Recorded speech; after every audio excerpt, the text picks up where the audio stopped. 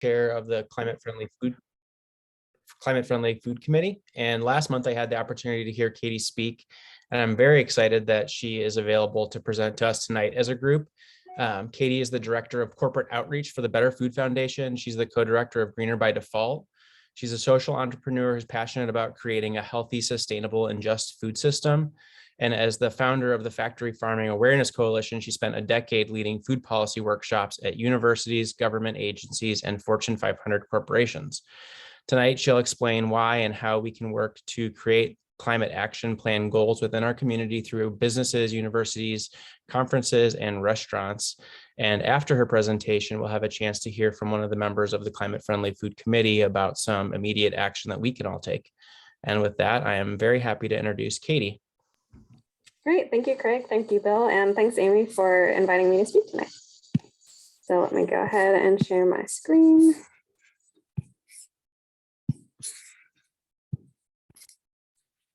All right, can you all see that? Yes, okay, great. All right, so again, my name is Katie Cantrell. I'm the Director of Corporate Outreach for the Better Food Foundation, and our focus is on how we can encourage sustainability by default. So I'll be talking a lot about behavioral economics and defaults and nudges, but before I get to that, I want to start by talking a little bit about why food is such a potent action that we can take to help the environment. As Dr. Jonathan Foley explained in National Geographic, when we think about threats to the environment, we tend to picture cars and smokestacks, not dinner. But the truth is, our need for food poses one of the biggest dangers to the planet.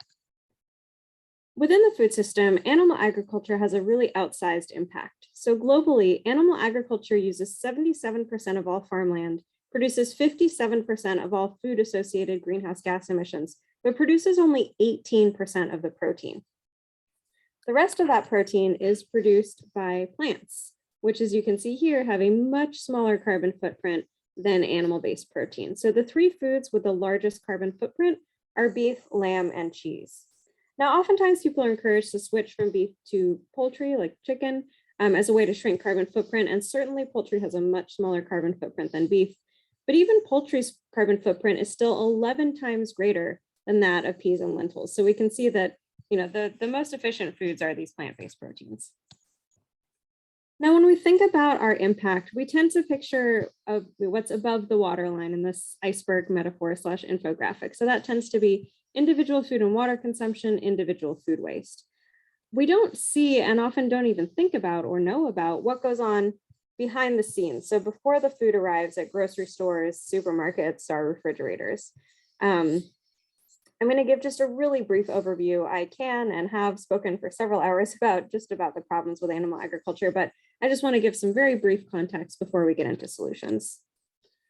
So one huge issue with animal agriculture is that it's extremely inefficient. Growing an animal from birth till it's fully grown, you have to feed it every single day. And if you've ever looked at like how many calories a human burns per day, most of that just goes to sustaining our life. Even our brains use a lot of calories. So just living day in and day out, these animals are burning calories every single day that we don't end up eating. And so the worst is beef. 97% of the input that is fed to the cow is wasted. We only get back 3% of the meat. So basically it takes a lot more land to feed these animals than the amount of food we get from eating these animals. And here you can see this infographic from Bloomberg shows it's part of a really fascinating interactive article. I highly encourage you to check out. There's a lot of interesting things about it, but looking at animal agriculture in particular, the single largest use of land in the United States is cow pasture and rangeland. You can see, this is a much larger area than the natural prairies. So there are some ecosystems that are meant to have grazing ruminants in them, namely buffalo and other native species.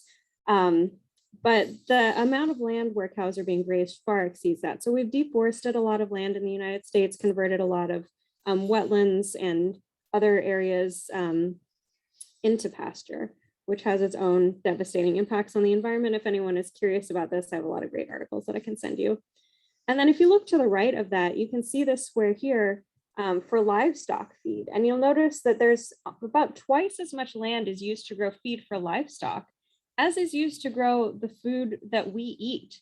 So this little square above livestock feed, that's all of the other food that we're eating. That's all of the veggies and fruits and nuts and legumes, carbs, all of that pales in comparison to the amount of feed that's used for livestock. And then below livestock feed, you can see feed exports. So we're actually growing feed, especially alfalfa, which is used as feed for dairy cattle. It's very water intensive. And so we're actually exporting feed to Saudi Arabia and to places where they don't have enough water to grow that. So we're sustaining their dairy industry with our feed and basically exporting our water in the process. So there's a study that was done that found because growing protein like beans and lentils and eating it directly is so much more efficient than feeding a cow throughout its entire life cycle and then eating that cow. If everyone in the US ate a plant-based diet, we could feed 400 million people in addition to the current population of the United States and still have land left over that could be reforested, rewilded, restored, and become carbon sinks. Now, this land use is also a huge problem globally as well.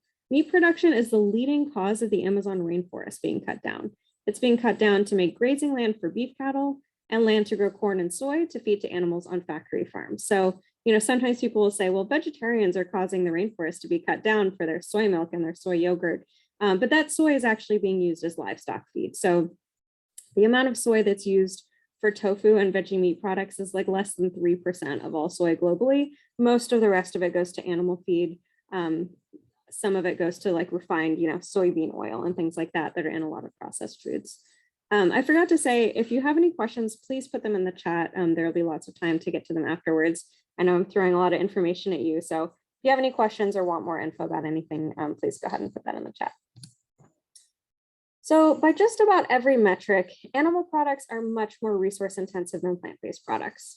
This is an infographic from the New York Times comparing cow milk to different types of plant-based milks. And you can see that carbon emissions, land use, and water use, there's no question cow milk has by far the biggest impact. So this surprises a lot of people because there are so many articles about almonds in California causing the drought. But even almond milk uses less water than cow milk does. So if you're switching from cow milk to almond milk, still a net savings. If you really want to do the best you possibly can, oat milk is probably the most sustainable overall. And the same is true for meats. So, it looks very similar if you compare like a beef burger to different types of plant-based burgers. And in fact, switching from a hamburger to a veggie burger just one single time, you save as much water as you would by not showering for an entire month.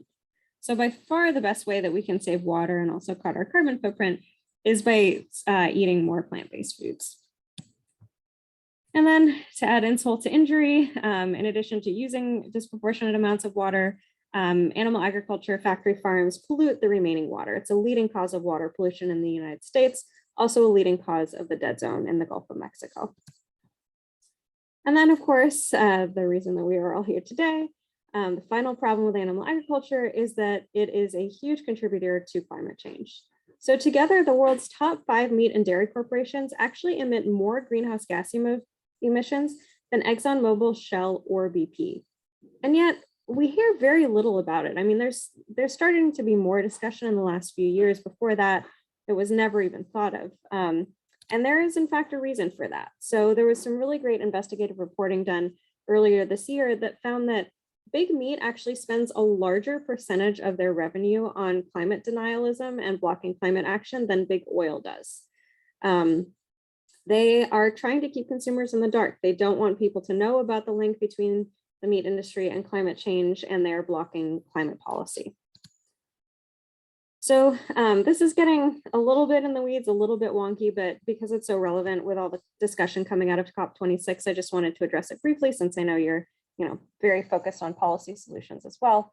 There's been a lot of discussion around methane. That was one of the big focuses of COP26, which is 80 times more potent than carbon dioxide in the short term. And animal agriculture is responsible for about 40% of all methane emissions globally, and about the same percentage in the US as well. So methane is particularly important because it is really potent in the short term. That means that by cutting it, we can have pretty immediate effects. So it's kind of can help buy us time. And this is a big topic of discussion because one of the main ways right now that the federal government, Tom Vilsack in particular at the USDA, is proposing cutting methane emissions is methane recapture, so methane digesters that gather up the methane emissions from all of the animals on factory farms and convert them into energy. So right now in California, companies get carbon credits for recapturing that. And actually Oregon and California, some of the dairies in Oregon are getting these credits as well. And I keep getting like little leaflets from the power company asking me to pay for renewable energy that is in fact biogas from factory farms.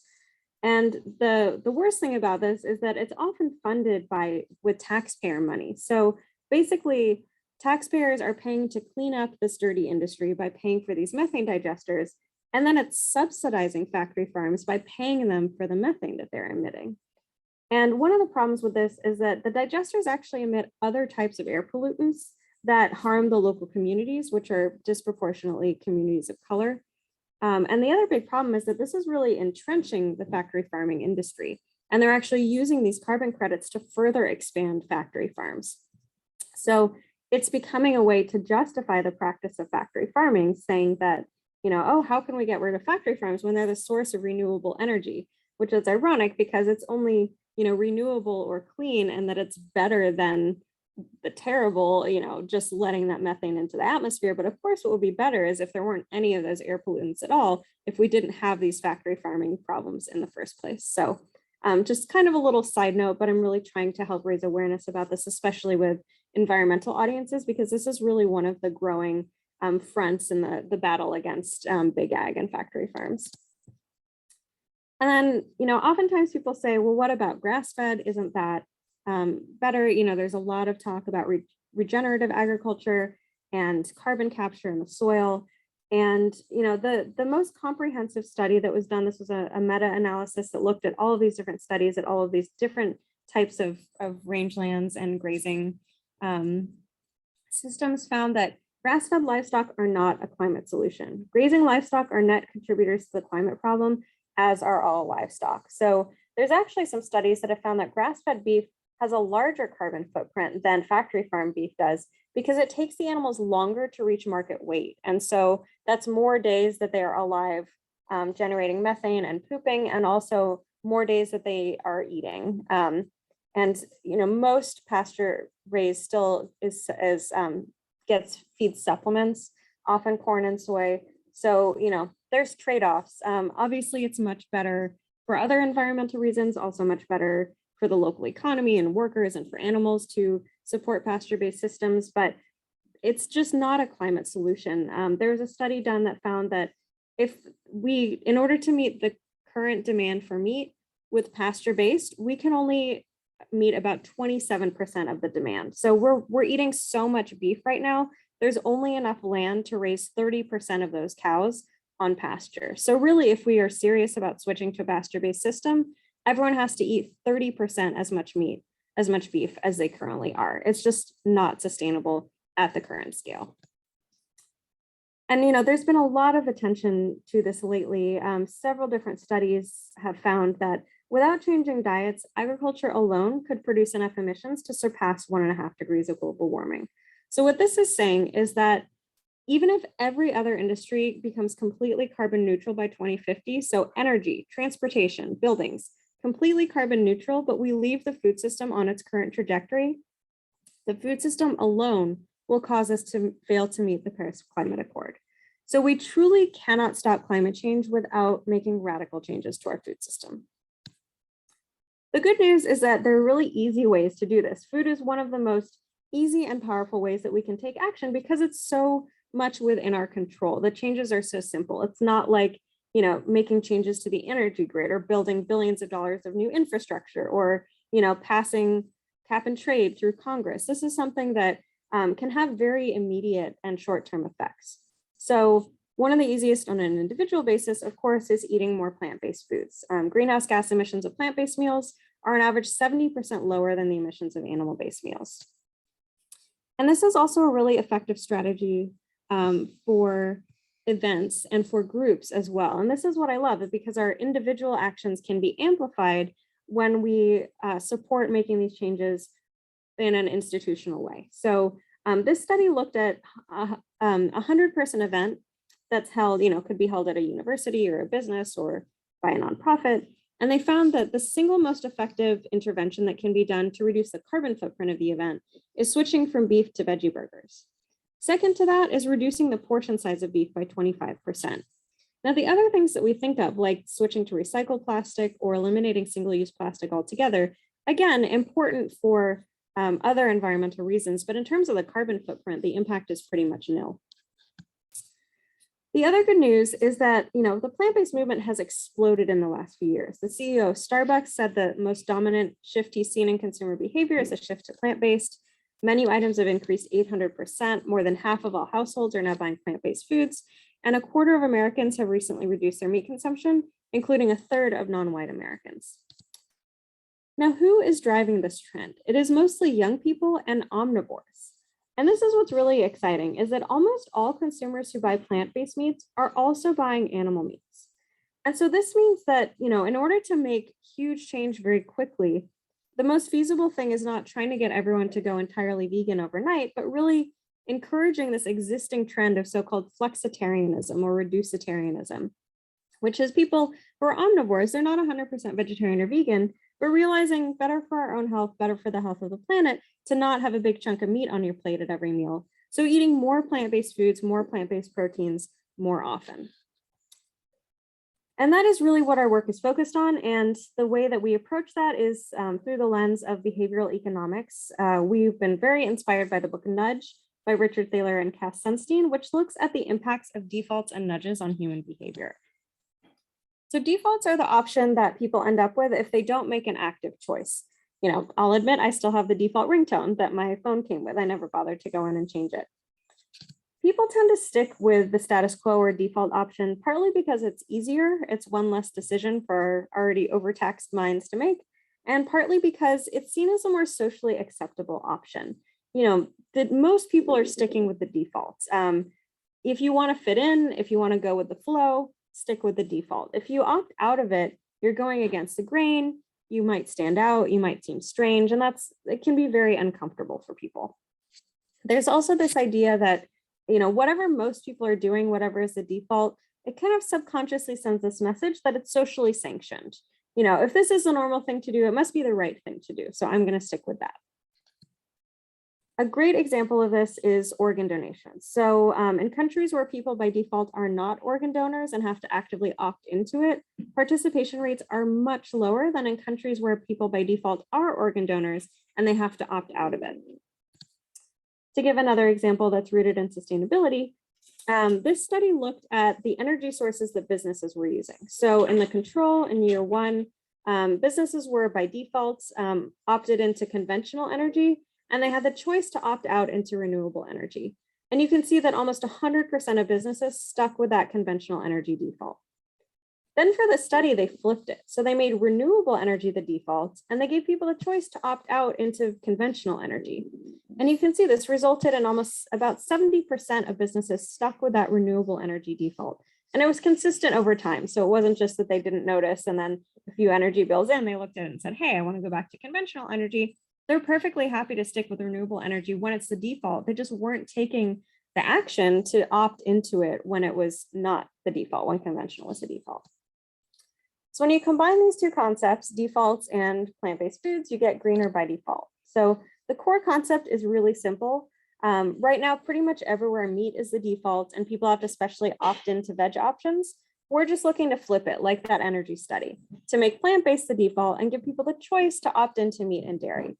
So people still retain complete freedom of choice. Nothing is taken off the menu, but it helps nudge people towards those more sustainable options.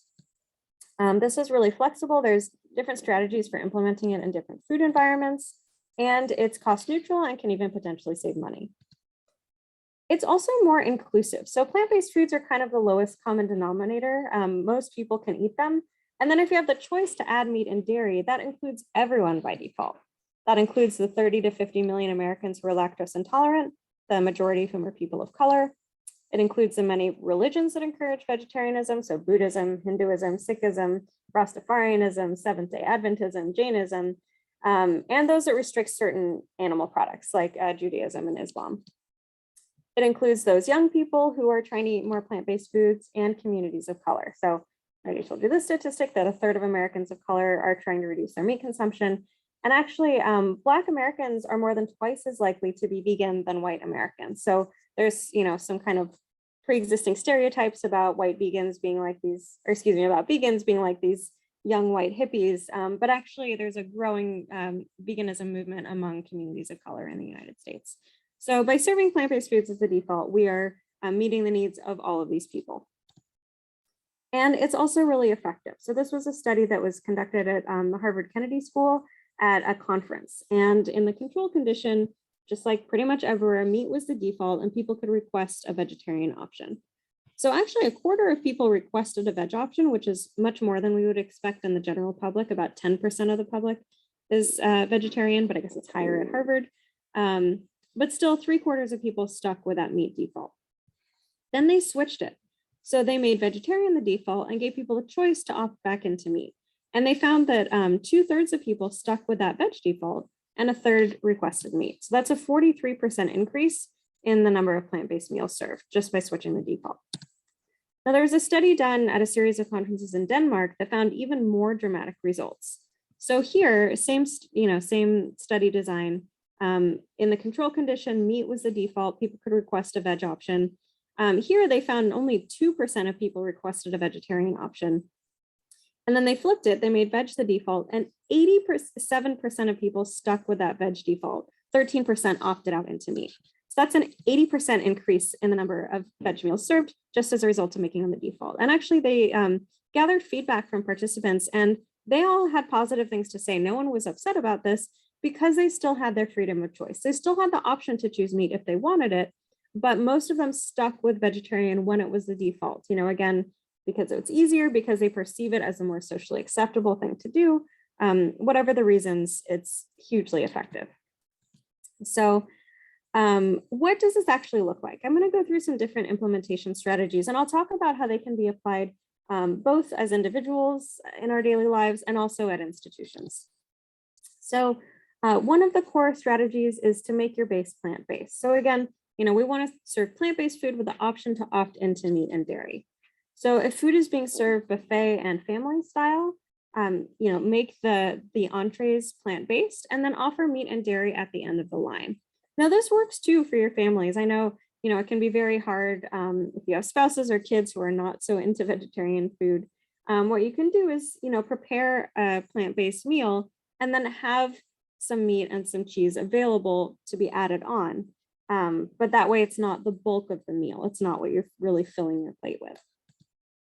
If people are RSVPing for meals for events, you can state that the food will be plant-based by default and offer a box to check if guests would like to opt into meat. So the same way that you would check a box to request a vegetarian or a gluten-free option, you can check a box to request a meat meal. And then we sometimes work with restaurants where we recommend having the base entrees be plant-based and then offering meat and dairy as add-ons, ideally for additional cost. If it's not possible to make the base of all the meals plant-based, another strategy is changing the ratio. So offering a minimum 2-to-1 ratio of plant-based to animal-based options, and that helps create the perception that plant-based is the default. There was a study done at Cambridge. Sorry, I got a special guest. My cat is joining me. A study done at Cambridge found that increasing the ratio of veg to meat options from 1-to-3 to 2-to-2 increased the take rate of veg options by over 60%. And actually they found the biggest difference happened among people who were the least likely to choose veg options before the study. And part of the reason for this is that when there's just one veg option, omnivores perceive that as just being for vegetarians. Like, oh, that's the vegetarian option. I'm not vegetarian, it's not for me. Whereas when there's an array of different types of delicious looking foods, then suddenly it becomes more about the flavors and what you're in the mood for today, rather than that's a vegetarian, I'm not a vegetarian, it's not for me. Another great strategy is subtle substitution. So serving plant-based condiments, milks, desserts, and breads by default. Again, this is more inclusive. It meets the needs of people with allergies and dietary restrictions. And really, honestly, nowadays, people can't even tell the difference. So we're working with UCLA Dining, and they tried out a vegan brownie recipe. They did some blind taste tests and they found that students actually preferred the taste of the vegan brownie to the non-vegan brownie. Plus, it's cheaper for them to make. It has a lower carbon and water footprint and more people can eat it. So really, it's a win-win-win-win. And this is a strategy that you can use at home. You know, try out some vegan baking recipes. It's really, really easy. And especially if you're going to a potluck or going to an event or having a bunch of people over, you know, try making some plant-based dishes. I know we've got the holidays coming up. We just had Thanksgiving. Side dishes are especially easy. Things like mashed potatoes, super easy to veganize. And again, people really won't even notice the difference. So it's an easy and really subtle way to cut the carbon and water footprint of the meal that you're having. And you know, you don't even have to tell people if you're uncomfortable that you don't have to make a big deal of it. Just make these subtle substitutions.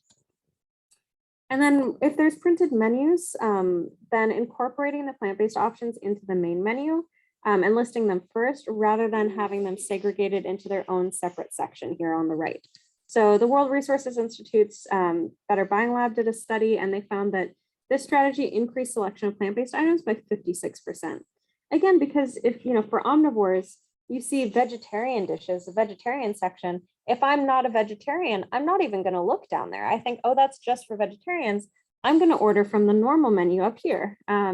Whereas when it's incorporated, and especially if it's first on the menu, you just glance at the menu, risotto primavera catches your eye. Oh, that sounds delicious. I think I'll order that. You don't even necessarily think about the fact that it's vegetarian.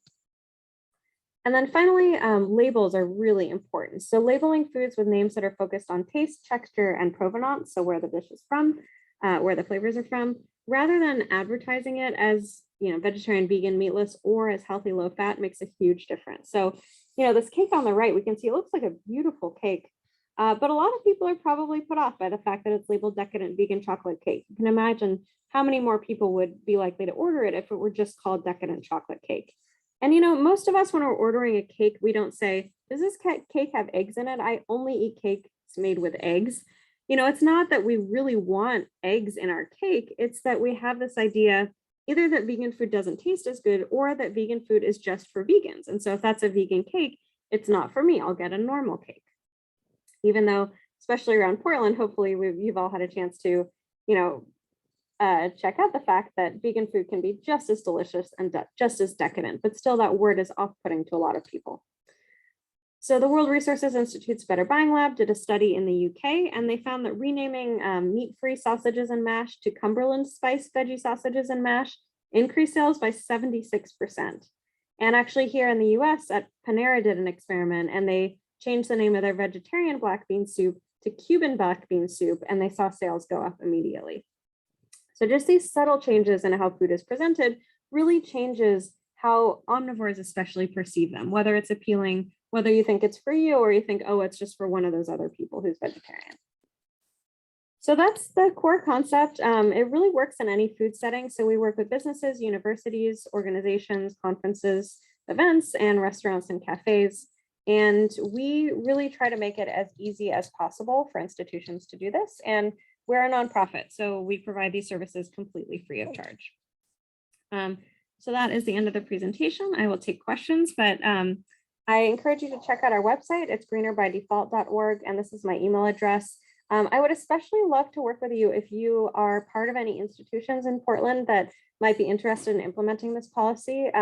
While I do work with a lot of like large tech and finance companies that have big corporate cafeterias, even if you just have catered lunches once a month, or even just a couple of like employee parties, you know, a few times a year, you can still implement this policy. And because it's new, it really helps to set a precedent to be able to say, well, look at all of these businesses that have adopted this policy, even if it's largely symbolic. I know obviously most places are not serving any food right now, not having in-person meetings, but that's actually the best time to kind of change course so that when you start serving food again, you can start off on the right foot. It's easier than changing course once you're already used to a certain way of doing things. So the pandemic has offered us this opportunity to kind of reset and create a more resilient world by default. So with that, I will stop sharing. I can see there's a lot of comments. Oh yes, and then Amy made this, this little poll that we would really appreciate your input on. And let folks take that poll, and then I will take a look at the questions that we've got.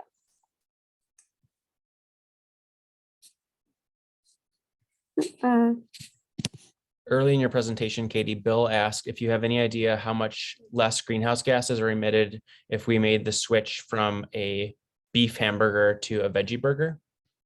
Yes, that is a great question. I can't remember the figure off the top of my head, but it's definitely out there. I will try to dig it up.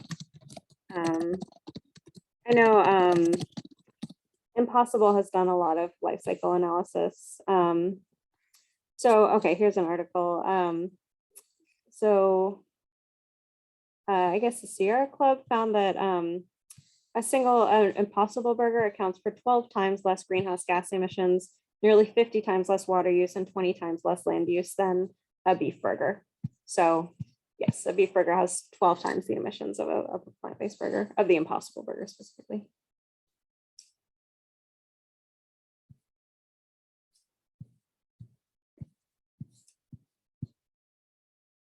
All right. Another question that I saw in there was from Keith, and he was asking if you had any information or links that you could share regarding legislation or initiatives in Portland Metro or in Oregon that we could work to support through one of our committees that you're aware of to help make this switch to veg by default. Yeah, it's a great question. Thank you for asking that. There is a great initiative that I was a part of a while ago called Stand Up to Factory Farms that is working to stop, basically get a moratorium on factory farms in Oregon. So Oregon actually has the largest dairy factory farm in the entire country. And there was, this group started in response to, I'm forgetting the name of the farm, but there's like 3 Mile Canyon is the largest dairy. And there was another one that they were trying to build that would have made it even bigger. And there was a lot of scandal. The owner of that, I mean, he had all of these Clean Water Act violations. He was caught with a prostitute, with cocaine or meth. I don't know. It was in the news. It was a big scandal a few years ago. The group started in response to that, trying to get his permit revoked and making sure that these cattle weren't contributing to more water and air pollution in the area. But now they're trying to get just a general moratorium on expansion or building of new CAFOs in Oregon. And I know actually near Salem, there's a proposed chicken factory farm that a lot of groups are working to stop. So that's kind of one of the more pressing issues right now.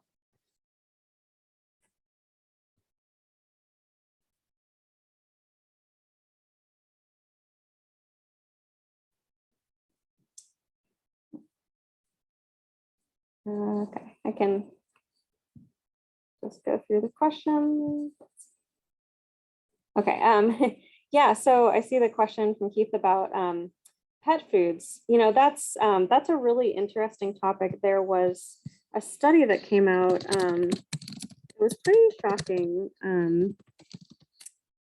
Speaking of which, my cat is getting in the way.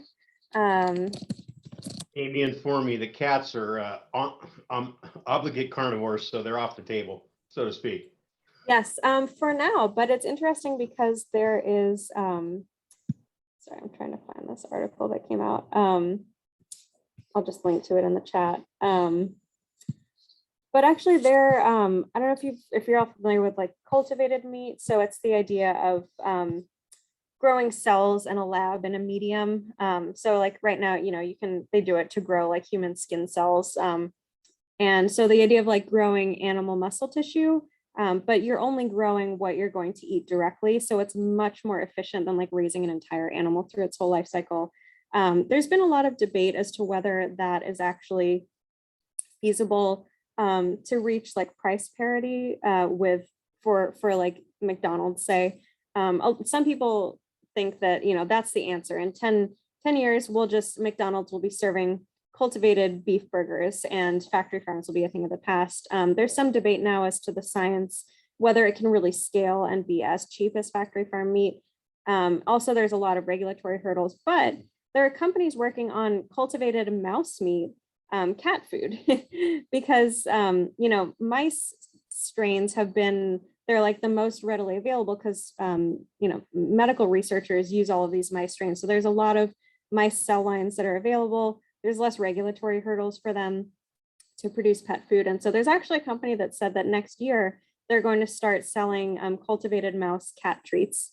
So that's kind of the first step. But there's several pet food companies that are now investing in the idea of cultivated meat for animals because it is more sustainable. And I have a dog as well. So she used to be a vegan dog. Then she's a husky, so she's very stubborn. She decided that she wanted meat. So what we do, we feed her vegan kibble. There's a brand that I really like called Wild Earth. They have vets and they have a lot of like nutrition scientists on their team. So we feed her vegan kibble with a little bit of meat, wet food mixed in that she loves. She's very excited to gobble that down. So it helps to at least mitigate the footprint of her food. Oh, you're muted, Keith.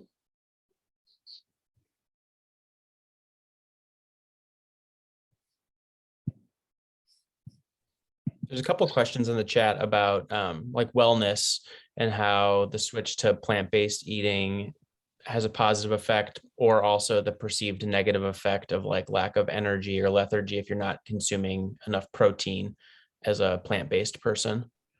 Yeah, it's a great question. So there's a lot of different studies on the benefits of plant-based diets. The most recent one found that in older people, they were able to go off of a lot of their medications because it helps with blood pressure, it helps with cholesterol, it helps with diabetes, helps people lose weight. So there's a lot of health benefits.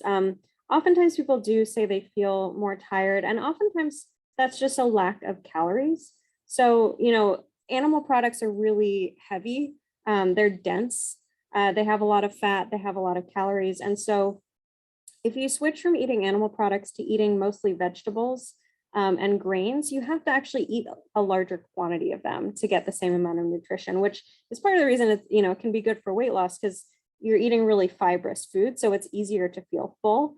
But you have to make sure that you're eating like a good mix of things too, because oftentimes, you know, they call it like carbitarians. I mean, the easiest, most obvious plant-based foods are like bread and pasta. And that's not a very balanced diet. So if you're just eating that, you might not be getting enough protein. And if you're just eating salads, then you're not getting enough calories and you're not getting enough protein. So, you know, there's definitely is some learning to do often, especially for folks who have never really paid much attention to what they're eating before, to like the nutritional content of their food, you know, starting to pay attention to like, oh, how many grams of protein are in these things that I'm eating? How many do I need per day? The average woman needs like 40 to 50 grams of protein per day. The average man needs about 50 to 60 grams per day. You know, if you're weightlifting or things, then it's more. But the average American eats over 100 grams of protein per day. So there's been this huge marketing campaign by the meat industry to drive it into us that you need like protein, protein, protein. Every single thing you eat should be packed with protein. And so that's often a big concern is like, where am I going to get my protein? But actually, a big part of the reason that there's a benefit to plant-based diets is the overconsumption of protein, especially animal protein, is really bad for our bodies. So you do need protein. It is important to make sure that you're getting it, especially like beans and lentils, nuts, whole grains are great sources of it. But you might not need as much protein as you think. Another question from the chat. This is from Anna. She was wondering what the financial impact is to the restaurant industry if restaurants switch to being plant-based by default rather than meat. And I know you talked really briefly about that and that it's kind of gray, but can you speak to that? Yeah, it's a great question. So there was a study that, or there was an article in Forbes that I can pull up that looked at restaurants that became entirely vegan, and they found that of all of the ones that they looked at, sorry, I'm trying to find this link.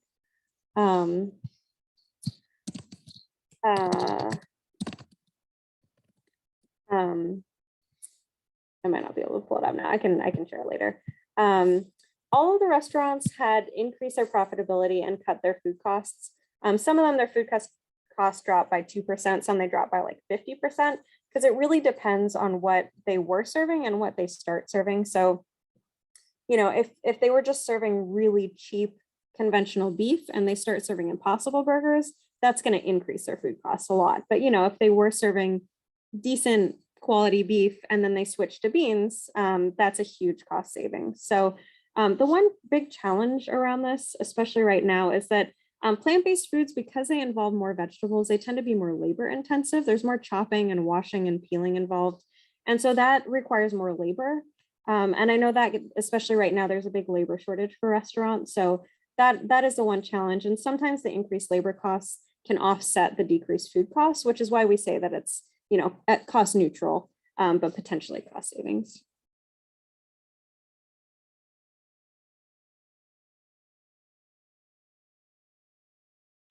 And then if you can look in the chat, Katie, second or third from the bottom, there's a question, it's a two-part question about meal planning and also like public resources about nutrition regarding plant-based foods, which is just a lot to read. So that maybe if you looked at it, you could speak to that. Okay, sure. Yes. So second one is easier to answer. My favorite resource for nutrition is Dr. Greger. He runs the site nutritionfacts.org. He got famous because he wrote the book How Not to Die. That has, it's like the 10 foods you should be eating every day and the foods you shouldn't be eating for best longevity. But he has a website, nutritionfacts.org, and you can search by food, you can search by nutrient, you can search by health problem, and he has videos on like just about everything. So like, what's the most nutritious apple? What's the link between diet and diabetes? What are the health benefits of garlic? Just about anything you can imagine on food and health. There's videos, and he tells you at the bottom the sources for all of his content. So that I highly recommend. So there's actually, and I see there's like a little amendment there about amino acid concentration and whether we can actually meet those needs. So yes, there's different amino acids in different foods, like the building blocks of protein. It used to be thought that you needed to eat all of them together. So that's why you would hear like, you need to eat rice and beans together in order for them to be a complete protein. There's a lot of talk about complete protein, but that's actually outdated nutritional knowledge. Now they say that our bodies can mix them and extract them basically, as long as you're eating these foods within like a day or so of each other. So you don't need to make sure that every single food you eat, every meal that you're eating has all the different amino acids. As long as you are eating a range of different types of plant-based proteins and grains and veggies, you can get all of the amino acids that you need. That's just why it's important not to like only eat tofu or only eat spaghetti. But if you're eating a healthy variety, then you can get enough amino acids. And then, yeah, I mean, I think that the idea of defaults is really powerful for a lot of different things. We are focused on organizations and institutions just as kind of the most bang for our buck in terms of having limited time and resources. That's the way we can impact the most meals the most quickly. But I think there's a lot of potential for using this idea of defaults for people's daily lives. And as I said, I think especially for families, that's something that I've, it seems like this idea really helps if you have a mix of different types of eaters in your home, of making the core meal plant-based and then having meat and dairy as add-ons is something that seems to have caught on for folks. Is there any other questions? I saw there was one from Jennifer on if we pass on all beef but continue to eat yogurt and cheese, will we still have a significant impact on changing greenhouse gas emissions? Yes, absolutely. I mean, not eating beef is the single most impactful change that you can make. So there was actually a study that found that if Americans just ate beans instead of beef, if that were the only change that we made, we could get like 40 to 70% of the way to the Paris climate change goals for the United States. So like that is the single best action that anyone can take. Cheese does have the third highest carbon footprint of any food. So if you stop eating beef, but you replace it with cheese, like your carbon footprint will go down, but it's still not on the whole, as sustainable as it could be. So, just being moderate in the amount of dairy that you're eating, and, maybe explore plant-based options, especially yogurt. There's a lot of great plant-based yogurts. I actually make my own at home in the Instant Pot. So you can try them out, but if they're not for you, like if you just take one action and switch from beef to beans, that's making a big impact. Okay, now I've got a question for you. This is a lot to think about, especially if some of us don't eat this way normally. So I'm curious what you ate today. Good question. So, well, first of all, I know this isn't what you asked, but I wanted to say that, because another great question that people often ask is like, what's the best way to start changing my diet if this is something that's totally new and maybe overwhelming? And, I'd say just start wherever you can, like with whatever's comfortable for you. If you know that there's a certain food you like that's vegetarian or vegan, just start trying to eat that more often. If there's a restaurant that you like, or a recipe or a product, like just incorporate that more into your diet, making it more about like what you are eating than what you aren't eating. So, and also just slowly trying out new recipes, trying out new restaurants, trying out new products, and then incorporating those into your diet as a larger and larger percentage. Some people find it easier to do like a meatless Monday, or Mark Bittman does vegan before 6, so vegan for breakfast and lunch, not necessarily for dinner. I've had actually more people tell me that they now do like a meat Monday or a meat Friday, where actually they're vegetarian most of the week, and then the one day a week they let themselves have meat. Some people do like they're vegetarian during the week when they cook at home, but then on the weekends when they go out with friends, they're not necessarily. So, different things work for different people. Just start wherever you can. Don't let perfect be the enemy of the good, I would say. In terms of what I ate today, I had a smoothie for breakfast. I almost always have a smoothie with like frozen bananas, berries, hemp seeds, which have omega-3, kale, yogurt, plant-based yogurt.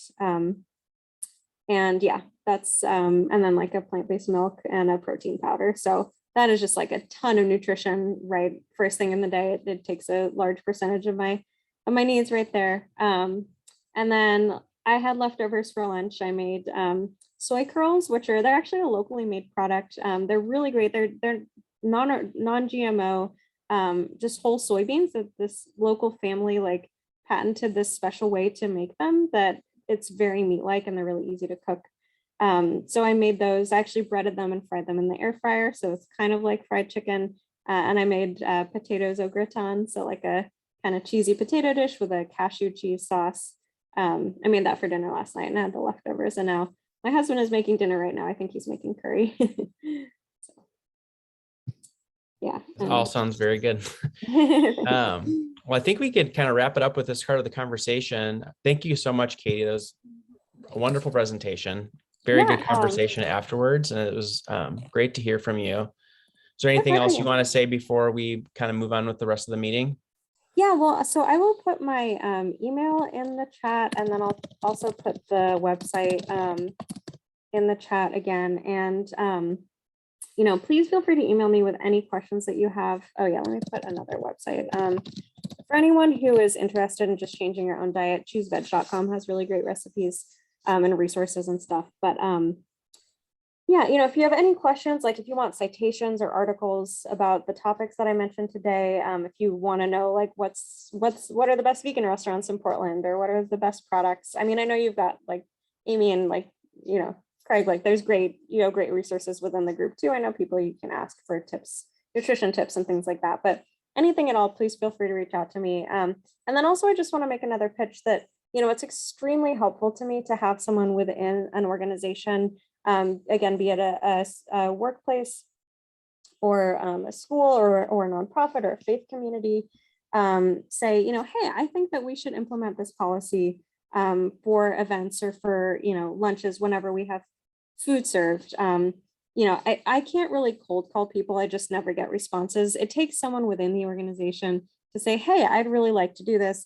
Can I introduce you to this person? Can we set up a meeting? And then, oh, thanks for staying up late, John. Then that really gets it going. So if any of you are part of any institutions, any workplaces that you think might be able to pass this, again, even if it's largely symbolic, even if you're not serving food right now, because it is so new, it really helps us to be a list of organizations. Say all of these businesses do it, all of these faith communities are doing it. So please, you can either like message me your email address now or send me an email, and I would really love to work with you. So thank you. Thank you. So everybody can take a chance right now to open up the chat and find Katie's email. And if you know somebody or you're part of a group who could implement some of these changes, don't let tonight be done before you send her a quick message to let her know who you know and how you could maybe make that connection. And with that, we're going to switch to something more specific to this chapter and talk a little bit about climate-friendly food. If you like this conversation and this presentation tonight, these are the types of talks that we have every month in the Climate-Friendly Food Committee. We meet on the first Tuesday of the month at 3 p.m, and it's via Zoom, and have pretty interesting, sometimes heated, but always informative conversations about food and the choices that we make. And recently, as part of one of those conversations, we started talking about what can we do as a chapter to start taking action the 3 times a day that we choose what we put on our plates. And one of our group members, Ken, had a great idea that he's going to share with us tonight. And so I'm happy to introduce Ken now, who's going to present something that we can all think about and work toward as individuals and then as families as part of this presentation tonight from Katie. So Ken. Thank you, Craig. Is there any way I can share the share presentation? Yeah, the green button on the bottom. Okay, there we go.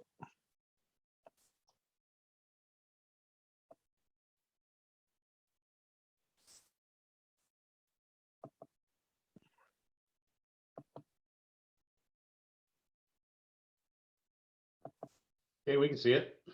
You see is it slideshow mode? Can everyone hear me okay? Yep. It's a slideshow where you can see the side. So it's kind of. Oh, okay. Let me, there we go. Is that better? Yes. Yes. Again, want to thank Katie, and this is kind of an offshoot of Katie saying how important the plant-rich diets are, plant-based diets are.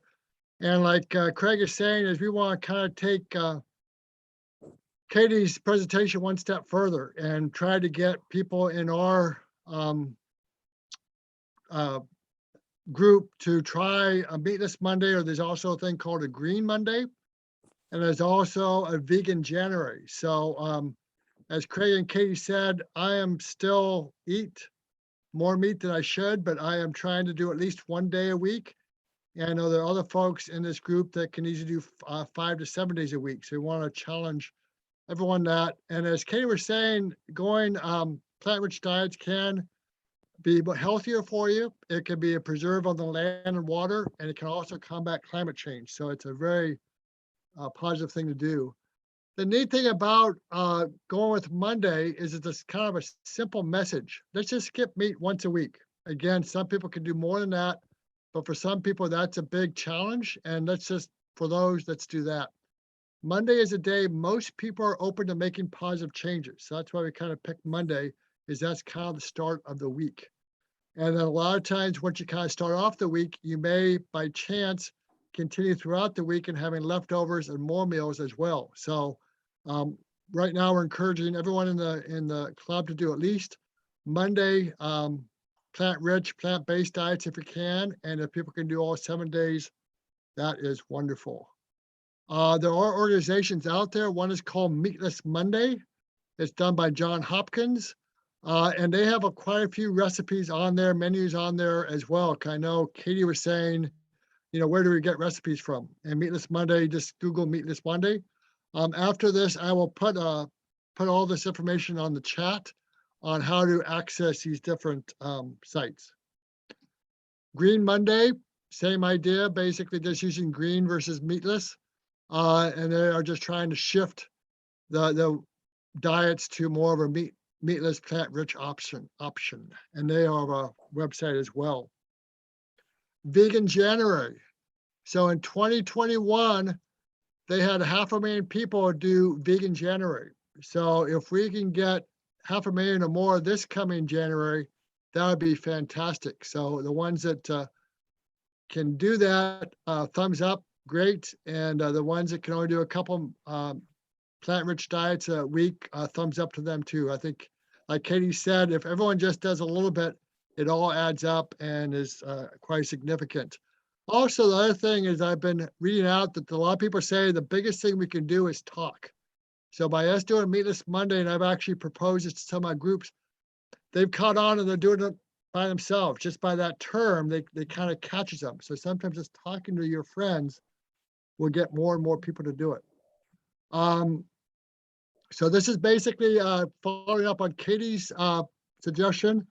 Right now in 2019, St. Vincent Hospital did do a Meatless Monday option. I haven't had a chance to go back to see if they're still doing that, but like as Katie said, it is really important to see if we can get those doors open. And if any of you have connections with hospitals, Nike, Intel, ways to get our foot in the door, please contact Katie. And I'll put Katie's contact in the chat as well. So I think you have Katie's contact twice. Amy is kind of real neat on getting the schools, getting Meatless Mondays in the schools. So again, email Amy, I'll give you her email as well. But again, we need some help there to get it back into schools and so forth. And Meatless Monday has a campaign that we can piggyback on as well. So it's a lot of the stuff is out there. We just need some folks to help us promote it. How about getting our cities to do it? I just, Linda Hendrickson sent me this contact that in June 2015, City of Portland voted unanimously to update its 1993 Climate Action Plan to include a Meatless Monday. I don't know where that went, but we probably should follow up with that and see where that went and see if we can have bring that back and see if City of Portland will promote a Meatless Monday for a month or something like that. So we need folks to help us spearhead some of this stuff. Some people talked about restaurants, and I know in talking to Amy, she sometimes just gives them a little business card saying, thank you for giving a rich plant diet. Or maybe we could do a card saying, I and many of my friends would dine at your restaurant if you offered a plant-rich meal. As Katie said, there are more and more people eating plant-rich meals.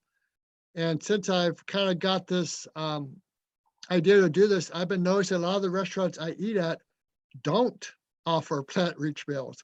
So I need some cards and need to do some promotion to get them on board. So that's just a real quick thing of I'm hoping everyone can try Meatless Monday, Green Monday, Vegan January this coming month, starting a new year.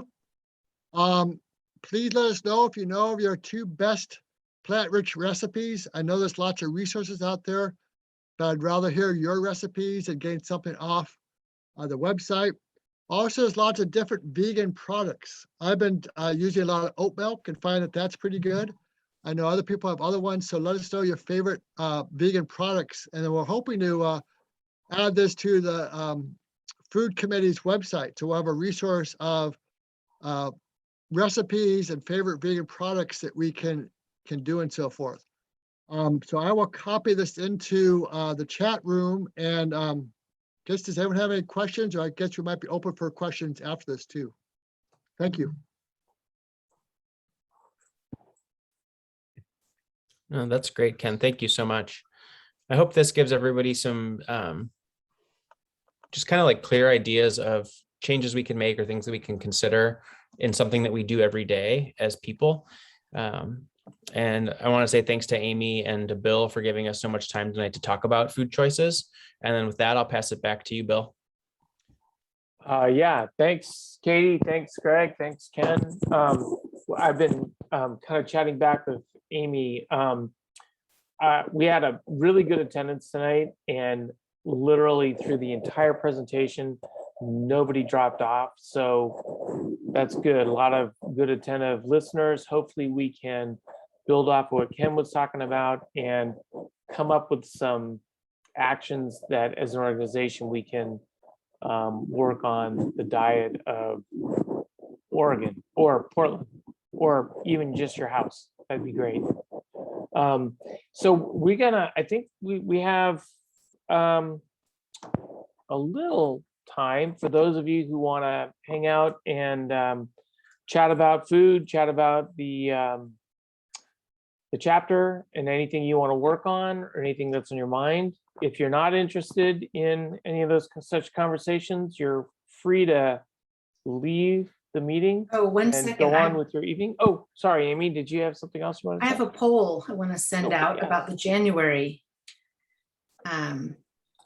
What days might be good for January social, if I can find it. 1 second. All right. I just have, before you go, if you could let us know what time, date, place you might prefer, just to help our planning. And then if you can be part of like helping us find a venue or doing anything with that, I'll put the climate reality email in there.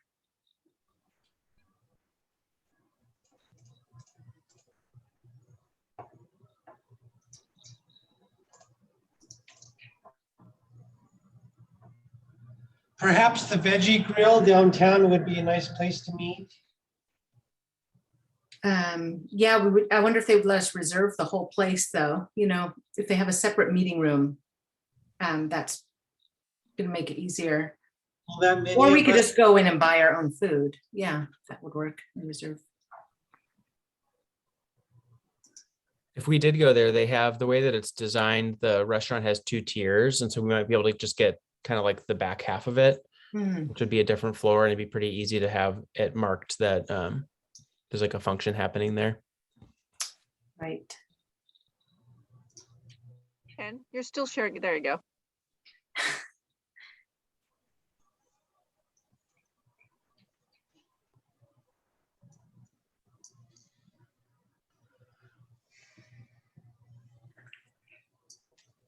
I'll leave this poll open because it's got about 38% voted.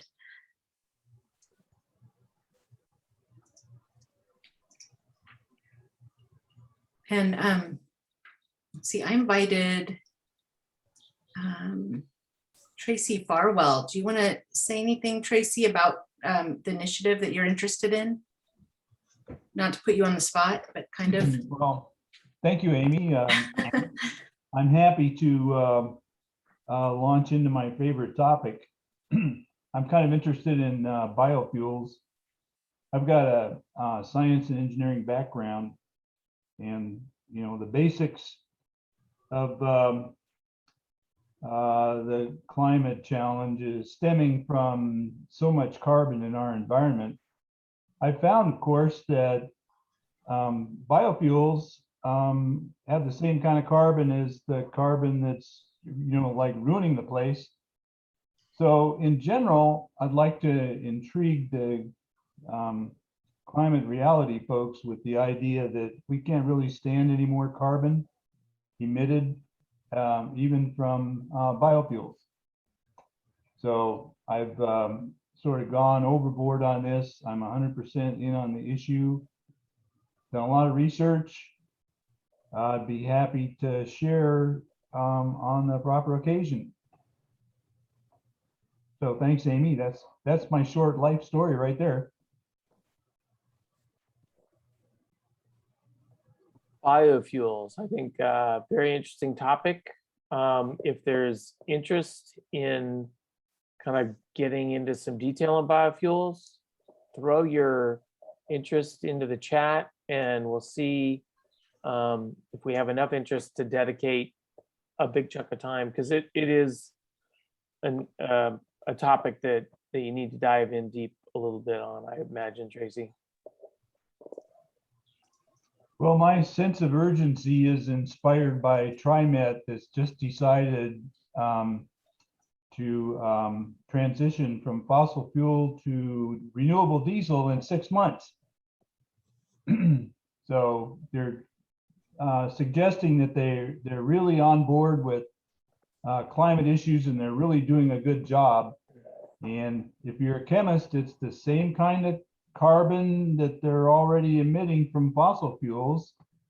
And they're claiming this is a success for no reasons that you could ever support from any scientific basis. So I think they Right, did. so I'm sticking with it. your point of view on that is, it sounds like, hey, we got lots of carbon in the atmosphere. We have to minimize putting more out there as opposed to just keeping it going. We have to take it out. Yes, sir, you're right on the money. I did read that they got an articulated electric bus they bought from a different municipality around the country. So they're starting that way, at least, looks like. They have a plan to transition the whole 600 bus fleet to all electric buses. However, as soon as you touch the plan and you look for some sense of reality, they're still experimenting, and they don't seem to have a very organized approach. And every time they have a chance to delay the schedule, they're doing that.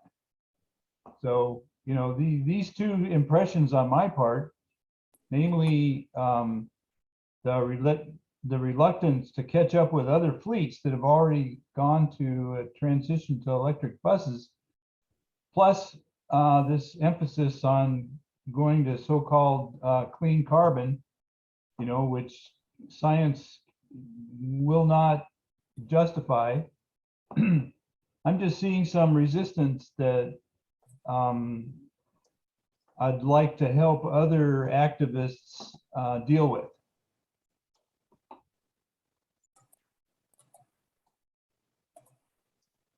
If we have any.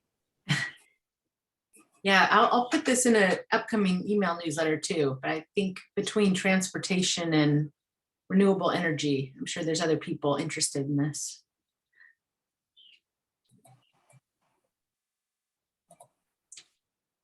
And thanks for having it. Thank you. Did anybody else have any initiatives they are interested in or are working on? I'm promoting a bicycle skyway system for Portland to promote more bicycle and e-bike usage. That's cool. What is a skyway? What do you mean? It's a continuous elevated bicycle skyway system, which goes for several miles across the city. It's like an alternate transportation system, exclusively for bicycles and e-bikes. I could send you some more information if you'd like.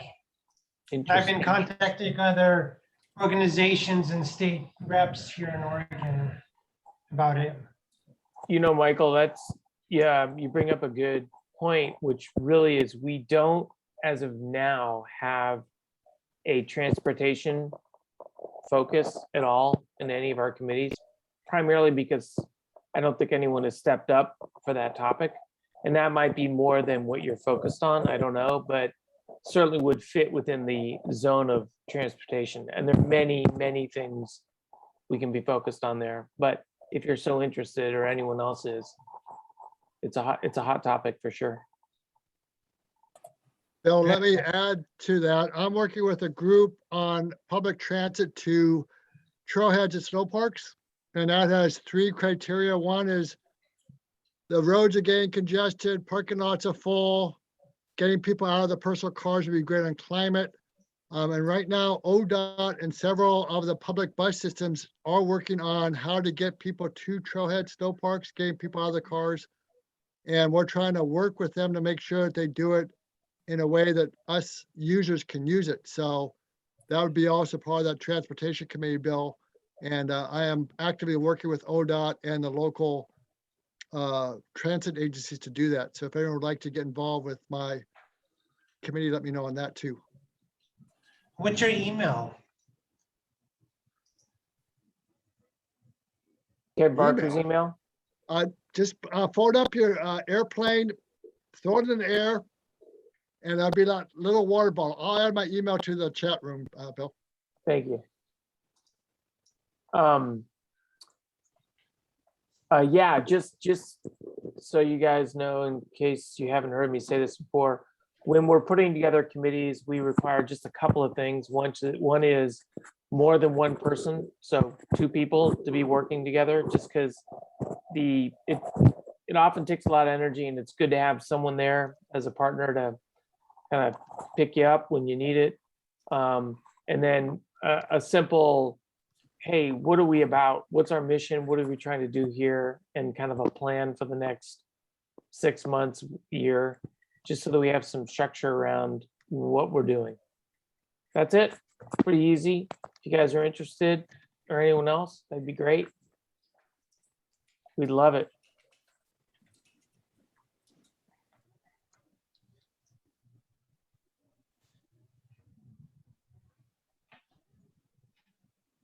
Hey, Nick, did you? Yeah, I've got an update from the Renewable Energy Committee. First of all, on our main page on the website, we've got ways that everybody here can participate in the community solar program, basically changing your household energy over to renewable energy, and also saving money in the process, especially for any low income folks. You can save up to 40% on your electricity bill. And we're going to be having some updates pretty soon, especially in the coming January, on our interfaith solar campaign. We're basically looking at a couple different types of community organizations with big property areas, so churches, school districts, and airports in Oregon. And we've had some luck with the local Methodist church, the umbrella organization, where we're going to be pitching solar for the communities in 160 different parishes across the state. So each of those churches would get an installation and also supply some energy for their parish. And the church basically pays for it and helps convince all the business owners in that locality that this is a good idea to do. So we're really excited about that campaign. If you know of, if you have connections in school districts or with a church, please let us know, because we're going to be doing some outreach and figuring out financial mechanisms and that kind of stuff to make those projects move forward. Excellent, Nick. Thank you.